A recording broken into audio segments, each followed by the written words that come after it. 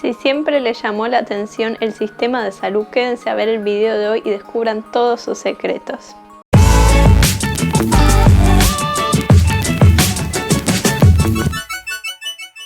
Hola a todos, bienvenidos a Curiosity Cam.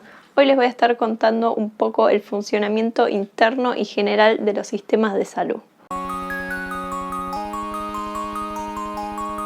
Empecemos viendo qué es la salud. La OMS define a la salud como el estado de completo bienestar físico, psíquico y social, y no solo la ausencia de enfermedad. Esta definición fue muy criticada porque no solo el bienestar es el que indica la salud, ya que, por ejemplo, podemos sentir malestar al estar escuchando ruidos muy fuertes y eso indica que tenemos oídos sanos. Ya para Canguilhem, la salud es un concepto vulgar. Es una mera articulación entre ciencia y sentido común.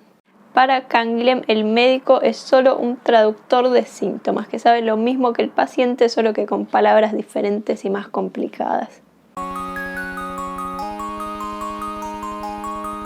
Ahora veamos qué es la enfermedad. El catolicismo entiende al hombre como creado a imagen y semejanza de Dios. Esta noción apoya la concepción de salud como ausencia de enfermedad. La salud sería entonces un estado original del hombre que no tiene base ninguna en la ciencia. Vasco Uribe plantea 3 modelos para entender la enfermedad. 1. La unicausalidad externa. En este modelo siempre hay un culpable que es externo al organismo. Es decir, X produce Y. Una determinada noxa produce una determinada enfermedad. Este modelo se relaciona con la tríada ecológica de agente, huésped y ambiente, siendo el agente la noxa y el huésped el ser humano que la alberga. La unicausalidad externa puede ser interpretada de forma religiosa o científica. De forma científica se entendería que la comida le cayó mal a alguien por un determinado microorganismo. Y de forma religiosa la comida cayó mal porque esta persona transgredió las normas. 2. Multicausalidad. Este modelo tiene en cuenta cómo X más X producen Y. Es un modelo que se basa en el azar y los accidentes. Y digo accidentes porque suele tratarse de eventos prevenibles y previsibles, como por ejemplo el accidente cerebrovascular, el ACV, que pasó a llamarse enfermedad cerebrovascular. Y 3. La estructura causal dinámica, que tiene en cuenta cómo A por B más C dividido D producen Y. Es una estructura de factores, porque la enfermedad no solo depende de una causa y es un proceso cambiante, ya que la enfermedad depende del 50% del estilo de vida, el 25% de lo biológico individual, el 15% de lo ambiental y el 10% del servicio de salud. Claramente la unicausalidad es incompatible con la epidemiología, ya que una noxa no explica por qué aparece la enfermedad, por qué aparece en ese lugar y por qué aparece en ese momento, que es lo que estudia la epidemiología. Respecto a las enfermedades mentales, Augsburger recomienda utilizar el término de sufrimiento psíquico. Este término tiene mayor capacidad comprensiva para reelaborar el objeto de la salud mental, es decir, el sujeto, ya que introduce la dimensión subjetiva del padecimiento. No se trata solo de un frío listado de síntomas, sino de lo que siente cada persona en su individualidad. Ahora veamos los modelos de atención en salud. Menéndez plantea 5 modelos de atención. El modelo biomédico, que es el tradicional, con especialistas para el padecimiento físico y especialistas para el padecimiento psíquico. El modelo popular, que son curadores especializados como por ejemplo brujos o curanderos. El modelo alternativo paralelo o New Age, que son sanadores bioenergéticos. El modelo de autoayuda, que serían alcohólicos anónimos, neuróticos anónimos, etc. y el modelo con otra tradición médico-académica que sería la acupuntura, la medicina mandarina, etc. Menéndez también destaca como casi ningún médico apoyará las medicinas alternativas, ya que el médico ayuda a la industria farmacéutica enviándole compradores y la industria lo ayuda a él enviándole pacientes, ya que sus medicinas no solo curan lo que deben curar, sino que también producen enfermedades adicionales. Un ejemplo de esto es la gotita que se le da a los niños para que dejen de llorar, que produce depresión respiratoria en el neonato, dependencia a esta droga si se administra en menores de 1 año y problemas de insomnio en la adultez. Entonces, un médico que recomiende a una madre que le dé esta gotita para que su hijo deje de llorar, probablemente resuelva el problema ahora, pero cuando este niño sea adulto, será definitivamente un consumidor de pastillas para el insomnio. De esta forma, en lugar de responder a los quejidos del niño con un objeto de satisfacción, como puede ser un juguete o un chupete, se le administran medicamentos. De esta forma se construye el modelo de respuesta al malestar enlazado con el uso de drogas. Y de esta forma se cría a un adulto con lógica de consumo, puede ser de alcohol o de cualquier tipo de droga, ante la aparición de un mínimo malestar. Y de esta forma las industrias farmacéuticas se aseguran clientes por muchos más años. También hay que entender que en el ámbito médico no se entiende simplemente el estar saludable y el enfermar, sino que se entiende un proceso de salud, enfermedad, cuidado. El proceso de salud, enfermedad, cuidado anteriormente se llamaba salud, enfermedad y atención, pero se cambió a cuidado debido a que la palabra care en inglés es una polisemia mucho más abarcativa. El término cuidado además tiene 2 componentes que son el cuidado doméstico, que son las medidas que tomamos para no enfermar, como por ejemplo no comer alimentos en descomposición, y el cuidado institucional, que son las medidas que se toman una vez que ya enfermamos. 2 datos curiosos. Las entidades femeninas son tomadas por naturales cuidadoras. Así, por ejemplo, si hay una persona trans en una familia, inmediatamente se le asigna a ella las tareas de cuidar a las personas enfermas en vez de asignársela a sus hermanos, por ejemplo. Otro dato curioso es cómo los hombres asisten mucho menos al médico por la cultura de la virilidad y el riesgo. Por lo que un hombre concurre al médico cuando su cuadro ya está bastante avanzado y es mucho más difícil de curar. Dentro del sistema de salud prima el modelo médico hegemónico. Este modelo tiene muchas características. Tiene un gran biologismo. Así, por ejemplo, una mujer va al ginecólogo, él le pregunta si tiene pareja, ella responde que sí, por lo que él le receta pastillas anticonceptivas sin que ni se le cruce por la cabeza que esta mujer puede ser lesbiana y por lo tanto las pastillas no le servirían de mucho. Es decir, prima el biologismo de creer que porque es biológicamente mujer tendrá una pareja que es biológicamente hombre. Este modelo tiene una gran ahistoricidad. Así, por ejemplo, esta misma mujer en el mismo ginecólogo, él le pregunta si tiene hijos, ella dice que tiene 4, por lo que él le recomienda la ligadura de trompas para no seguir concibiendo, sin tener en cuenta la historia de esta mujer, ya que sus 4 hijos eran adoptados porque ella es infértil, por lo que la ligadura de trompas no le serviría de nada. Este modelo tiene una orientación curativa, solo se enfoca en solucionar el ahora, como por ejemplo solucionar el llanto del niño, sin preocuparse por las consecuencias que puede ser el futuro insomnio de este niño cuando se vuelva adulto. Este modelo tiene una relación asimétrica, ya que se desprecia el saber del paciente y el médico cree que sabe más sobre él que él mismo. Este modelo tiene una gran objetivación del ser humano. Es decir, se coloca al humano en situación mercantil como objeto para producir ganancias. De esta forma, las aseguradoras excluyen a quienes consideran de alto riesgo por su edad o por su condición. y se excluye a quien posea enfermedades huérfanas, que son las que no tienen cobertura en ningún lugar debido a que no son rentables por su gravedad y cronicidad. Un ejemplo clarísimo se da en el sistema de salud estadounidense, donde hay más de 900 páginas de enfermedades en orden abecedario que no se permite que los asegurados tengan si quieren ser parte del seguro de salud. Y hay empleados especializados en analizar cada detalle de la historia clínica de años de las personas que quieren ser asegurados para encontrar razones para rechazarlos.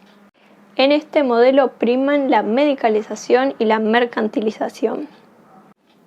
La mercantilización introduce la vida y la salud en el proceso mercantil. Ella no podría existir sin la medicalización. La medicalización es la expansión del diagnóstico de algo que anteriormente no se consideraba una enfermedad. La medicalización es la creación de enfermedades, sustentada en la idealización de los avances de la biología y la genética.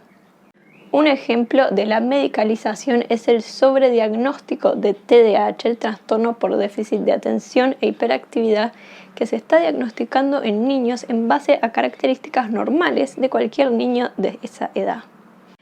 La medicalización expulsa del lugar propio los instantes más íntimos. De esta forma se receta cuando una madre debe abandonar la lactancia para recurrir a cajitas de leche industrializada. De esta forma llama la atención cómo mediante el DSM-5, una sola corporación, que es los psiquiatras de un solo país del mundo, que es Estados Unidos, describen todos los padecimientos existentes. Ahora veamos de qué se trata la interdisciplina. Interdisciplina no es lo mismo que multidisciplina. La multidisciplina es la yuxtaposición de conocimientos sin transformación ni relación entre las disciplinas involucradas. Esto es visible en las islas académicas, donde la educación es excesivamente especializada. Hay una división entre la formación profesional y la formación laboral. Y hay una desarticulación entre teoría y práctica, ya que se dejan las prácticas para los finales de las carreras universitarias. La multidisciplina no tiene en cuenta que no existen las fronteras disciplinarias y que los límites de cada disciplina no están fijos. Como decía Piaget, no se debe separar lo real en compartimientos estancos. La interdisciplina es condición misma del progreso. La interdisciplina tiene 5 requisitos, que son intencionalidad, trabajo en equipo, cooperación, reciprocidad y flexibilidad. Interdisciplina tampoco es lo mismo que transdisciplina. La transdisciplina es la integración a través de un marco conceptual común donde prima la reciprocidad. La interdisciplina es entonces la imbricación de disciplinas que con su articulación producen un producto común. Esta surgió por la indisciplina de los problemas, ya que los problemas actuales se presentan como demandas complejas no encasillables en una disciplina. Los problemas actuales originan prácticas sociales contradictorias imbricadas con cuerpos conceptuales diversos. Traduciendo, los problemas actuales no se pueden resolver desde un solo punto de vista, ya que involucran múltiples disciplinas, por lo que se necesita un trabajo interdisciplinario. La interdisciplina reconoce la incompletud de las herramientas de cada disciplina. Sin embargo, tiene algunos riesgos que son el aislamiento del contexto social, la sobregeneralización y la falta de profundidad en los conocimientos que produce. Para entender mejor esto, Rolando García propone la noción de sistema complejo, que está formado por elementos de diferentes disciplinas que interactúan de forma que ninguno es definible aislado de su contexto, es decir, independientemente, sino solo dentro del contexto donde están todos los elementos interactuando. De esta forma se entiende que el trabajo interdisciplinario es pertinente en el ámbito de la salud, porque el objeto de la salud, es decir, el sujeto, el ser humano, inmerso en un contexto cultural, social, histórico, es un sistema complejo, formado por elementos de diferentes disciplinas que no son posibles de definir independientemente y que interactúan entre sí constantemente. La falta de interdisciplina es notable en el reduccionismo psiquiátrico, donde se usa el síntoma como rasgo principal aislado de la totalidad de la persona para en base a este síntoma hacer un diagnóstico que abarca la totalidad de la persona. Ahora pasemos a ver la atención primaria de la salud. La APS, Atención Primaria de la Salud, reduce la responsabilidad de los estados, ya que ahora ellos solo proveerán paquetes básicos y del resto que se ocupe el mercado. Existen dos tipos de APS, la APS selectiva y la APS integral. La APS selectiva solo se ocupa de los servicios esenciales y si te pasa algo más grave tendrás que pagarlo de tu bolsillo. Y la APS integral tiene una lógica universalista de derechos que considera que todo ser humano tiene derecho a acceder a un paquete básico de salud. Hay tres formas de aplicar la atención primaria de la salud. Subvención para que los proveedores privados atiendan a pacientes que no pueden costearlo. Vales para que las personas con menos recursos elijan a su proveedor. Y servicios de salud pública gratuita. Algo que me llamó la atención respecto a esto es cómo el gobierno compra máquinas especializadas para los proveedores privados y se las regalan a ellos. Si un paciente va al hospital público queriendo usar estas máquinas, donde allí no hay esas máquinas, el hospital público lo va a enviar a atenderse gratuitamente con el proveedor privado. Después, este proveedor privado le va a cobrar al Estado por el uso de esa máquina que recibió de él como un regalo. Ahora veamos qué es la gestión en salud. Hacer gestión es hacer diligencias conducentes al logro de un deseo. Son las acciones que se llevan a cabo para alcanzar un objetivo. La psicología se ve potenciada o limitada por la gestión, ya que ésta mejora las condiciones de trabajo, haciendo, por ejemplo, que el psicólogo piense antes de decir lo que vaya a decir. La gestión hace que se organicen mejor los recursos, que se aumenten los márgenes de acción y que el trabajo sea más productivo. Existen 4 tipos de gestión. La gestión estratégica, que es llevada a cabo por los directores y es el plan a largo plazo. La gestión táctica, que es llevada a cabo por los superiores, que es cómo llevar a cabo este plan.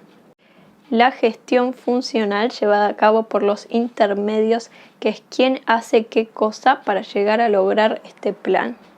Y la gestión operativa, que es llevada a cabo por los ejecutantes, que son quienes realizan las acciones. Y ahora veamos la epidemiología. Como vimos anteriormente, la epidemiología es básicamente el estudio de por qué surge una enfermedad y por qué surge en determinado lugar y fecha. Existen 2 tipos de indicadores epidemiológicos, las cifras absolutas y las frecuencias relativas. Las cifras absolutas son la materia prima, los datos individuales. Y las frecuencias relativas relacionan razones, proporciones y tasas. En las razones se analiza el tamaño de un número respecto al tamaño de otro número. En las proporciones la parte de un total respecto a ese total. Y en las tasas se mide el riesgo de que ocurra un evento en tal lugar y fecha. En epidemiología se usa la noción de morbilidad, que es la desviación del malestar. La morbilidad se estudia por su duración y su frecuencia. Y la frecuencia se estudia por su incidencia, si comenzó en un periodo definido, y su prevalencia, es decir, si existió en un periodo definido, pasado o actual. Esto es todo sobre salud pública y salud mental. Si les gustó el video, denle me gusta y suscríbanse.